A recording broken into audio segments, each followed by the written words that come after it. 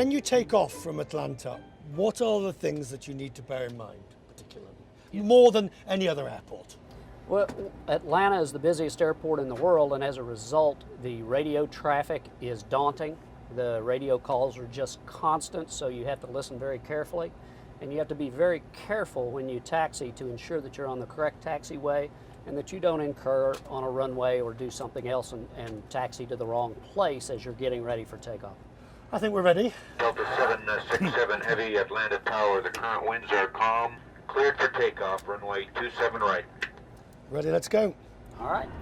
80 knots, throttle hold, thrust normal. N1, gear up. The airport is at 2 o'clock.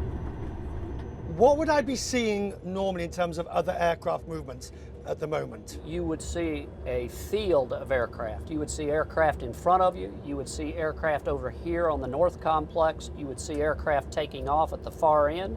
And you would see guys turning on to the south runway. Can it be quite intimidating to see all of that whilst at the same time I'm trying to concentrate on that one runway that I'm going into? Absolutely. It's the pilot's responsibility, of course, to keep from hitting anyone, so air traffic control and the pilots are both working together, so you have to monitor all these targets and ensure that nobody incurs into your airspace and causes a threat. Delta 767 Heavy, Atlanta Tower. The current winds are calm. You're clear to land. And now normally you would have an aircraft at this point on short final. So would there be another aircraft in front of us? That's correct. And what you're watching is he needs to clear this runway before we touch down.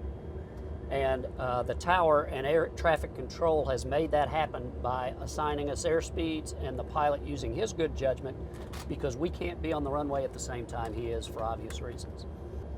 You can see your red over white, meaning you're on the proper glide path, and our instrumentation here confirms that. We're properly configured, and we should be touching down shortly. You try to touch down in the first third or 3,000 feet of the runway. I'm going to click off your autopilot, so you're going to be flying, but the auto throttles will still be engaged, okay? Got it. Up a little bit, nose up.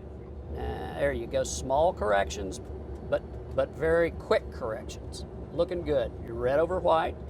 100. Okay, looking good. Slightly to the right. Pull, pull, pull, pull. 10.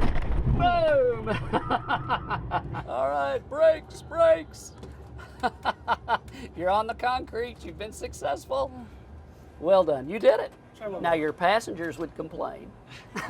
They always do. One more. Right. Ready again? The first time you landed at Atlanta, do you remember it? Yes, I do. What was it like? It was really busy. I was a young co-pilot, and I was probably sweating a gallon of water. We landed the aircraft, and then immediately as the co-pilot, you have to go into your after-landing checklist. You have to be talking on the radio, so there was no time to savor the experience. There's nothing quite like Atlanta.